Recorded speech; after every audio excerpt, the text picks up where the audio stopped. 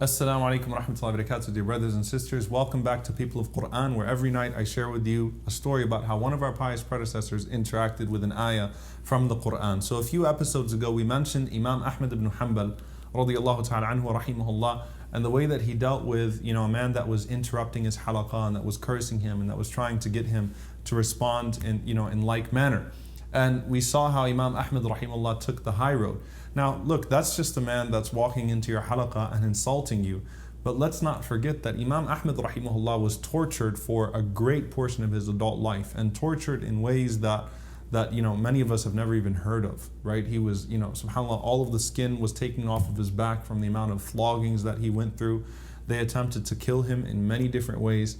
And Imam Ahmad rahimahullah, by the grace of Allah, eventually came out of that. And the entire Muslim world sided with him against his oppressors. And his last few years were peaceful and calm. Now, what we see happening with Imam Ahmad rahimahullah after that is that all of these people that used to torture him in prison, all of the guards, all of the people that cursed him and so on and so forth, they just constantly used to come and seek his forgiveness. And Salih, the son of Imam Ahmad rahimahullah, he says that my father, forgave each and every single person who tortured him. SubhanAllah, each and every single time a person came to him and said, I used to beat you, and they would be just full of tears, right? And please forgive me. Imam Ahmad rahimahullah would forgive them. Anytime someone came and said, we backbited you, Imam Ahmad rahimahullah would forgive them. Salih said to his father, he said, I asked my father, what about those that died before they could seek your forgiveness? What about them? At least these people have come to you and sought your forgiveness. What do you have to say about those who have died and did not seek your forgiveness? Imam Ahmad rahimahullah says, لَقَدْ جَعَلْتُ الْمَيِّتَ فِي حِلٍّ مِّن ضَرْبِهِ إِيَّاهِ. He says that I have forgiven each and every single deceased person for the beatings that they used to inflict upon me. SubhanAllah, not for seeking forgiveness, for no other reason.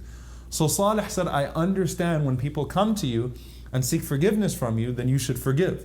But those people never even sought forgiveness from you. He said to him, listen, O my son.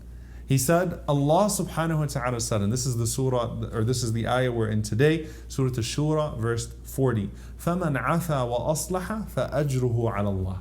Whoever forgives and pardons, then his reward is upon Allah subhanahu wa ta'ala. So he said that when I came across this ayah, when I studied it, he said I came across a narration from Imam Hassan al-Basri rahimahullah ta'ala, and listen to this narration. It says Imam Hassan al-Basri narrates, إِذَا كَانَ يَوْمُ الْقِيَامَةِ جَثَتِ الْأُمَمُ كُلُّهَا بَيْنَ يَدَيِ اللَّهِ. That when the day of judgment comes, all of the ummahs, all of the nations will be on their knees in front of Allah subhanahu wa ta'ala. And he says, ثُمَّ نُودِيَ أَنْ لَا يَقُومَ إِلَّا مَنْ أَجْرُهُ عَلَى اللَّهِ. Allah will say, don't stand up unless I owe you some ajr. Subhanallah. Don't stand unless I have something to pay you.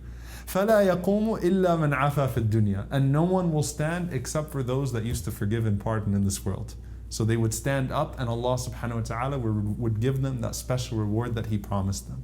So Imam Ahmad rahimahullah said, I want to be one of those people that stands up when everyone else is on their knees. And he says, فَجَعَلْتُ الْمَيِّتَ فِي حِلٍّ. So I've forgiven all of those people that have deceased for what that have died for what they did to me. ثُمَّ قَالَ وَمَا عَلَى رَجُلٍ أَنْ لَا يُعَذِّبَ اللَّهُ بِسَبَبِهِ أَحَدًا. And he says, look, a person should, what's upon a man is to make sure that Allah will not punish anyone on the Day of Judgment because of him. SubhanAllah, look at that heart of gold. Usually a person that's been subjected to that much torture, you're talking about solitary confinement and torture for over a decade. Usually a person like that would be bitter. Look at that heart of gold that Imam Ahmad rahimahullah has. He's telling his son, what you want on the Day of Judgment is that no one's going to be punished on your behalf. You don't want Allah subhanahu wa ta'ala to punish anyone on your behalf. And in fact, you want to be one of those people that stands up when Allah subhanahu wa ta'ala gives that special reward. We ask Allah to give us those big hearts and to allow us to be able to forgive and pardon. You know what? Even when people don't seek forgiveness from us, we ask Allah subhanahu wa ta'ala to allow us to do that, not because they deserve it, but because we want the mercy of Allah subhanahu wa ta'ala. Allahumma ameen. Jazakumullah khairan for joining us tonight. Inshallah ta'ala, I will see you tomorrow for another episode of People of Quran. Wassalamu alaikum wa rahmatullahi wa barakatuh.